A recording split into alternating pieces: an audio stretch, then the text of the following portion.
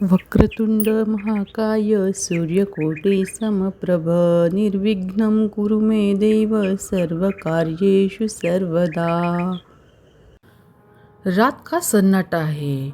गंगा की लहरें काशी के घाटों से टकरा रही है। मणिकर्णिका में चिता जल रही है और वहाँ एक साधु बैठा है, निर्वस्त्र, मौन, गंगा में डूबा। ना आग झपकती है, ना सांस चलती है। क्या वो जीवित है या कोई योग में विलीन आत्मा? यही है तेलंग स्वामी, भारत के योग के सबसे गूढ़, सबसे रहस्यमयी और सबसे चमत्कारी गाथा। एक योगी जो सैकड़ों वर्षों तक जीवित रहा। चलिए आज सुनते हैं हम तेलंग स्वामी की जीवनी। भारतीय योग परंपरा में तेलंग स्वामी एक ऐसे महायोगी के रूप में प्रतिष्ठित है जिन्होंने केवल योग बल से ही समय, भूख, मृत्यु और चेतना सब पर विजय प्राप्त की। उनका जीवन किसी पौराणिक कथा जैसा है, परंतु उनके चमत्कारों के हजारों प्रत्यक्षदर्शी है। उन्हें आधुनिक शिव, योग का साक्षात रूप और अमर आत्मा कहा जाता है। तेलंग स्वामी का जन्म लगभग 1607 ईस्वी में पश्चिम बंगाल के बीरभूम जिले में हुआ था।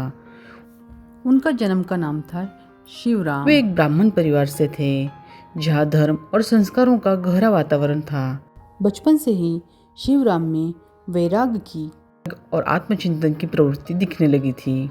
कहा जाता है कि उन्होंने बहुत छोटी उम्र से ही सांसारिक मोह को त्याग दिया था। उनके माता पिता का देहांत होने के बाद वे दक्षिण भारत की ओर चले गए और तेलंगाना क्षेत्र में जाकर उन्हें एक महान संत भगीरथ नाथ का सानिध्य मिला। उन्हीं से उन्हें योग और आत्मज्ञान की दीक्षा मिली।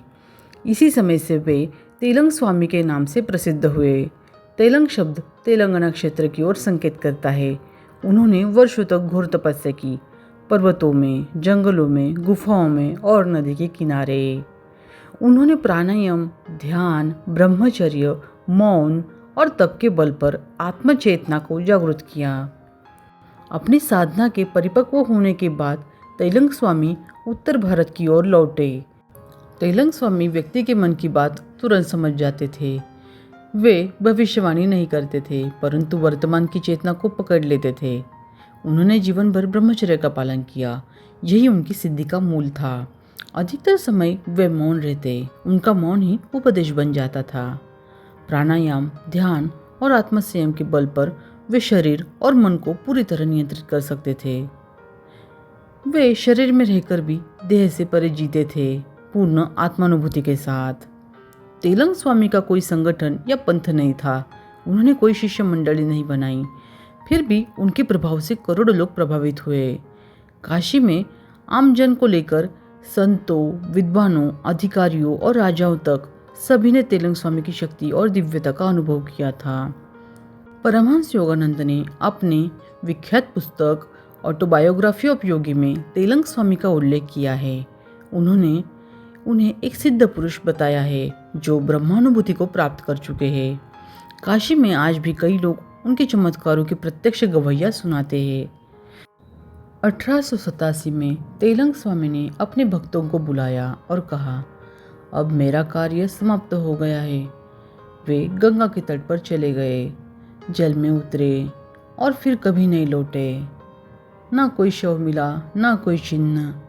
उनका शरीर गंगा में विलीन हो गया, मानो योग अपने स्रोत में लौट गया हो। तेलंग स्वामी का जीवन हमें यह बताता है कि मनुष्य योग के द्वारा देवता बन सकता है। शरीर की सीमाएं आत्मा के आगे कुछ नहीं है। मौन, संयम, आत्मबोध यही असली मुक्ति के द्वार है। वे न केवल संत थे, न केवल योगी, वे थे चलता फिरता शिव का स्वरूप। जो भीतर गया वह अमर हो गया। जो तेलंग स्वामी को समझा उसने स्वयं को जान लिया, और जिसने मौन साधा वह स्वयं ईश्वर बन गया। आप सभी को तेलंग स्वामी की जीवनी कैसे लगी कमेंट करके बताइए और ज़्यादा से ज़्यादा लोगों तक शेयर करिए। और अगर वीडियो अच्छी लगी हो तो आने वाले और वीडियोस के लिए चैनल को सब्सक्राइब करिए। तब तक के लिए जय गुरुदेव, जय श्री राम।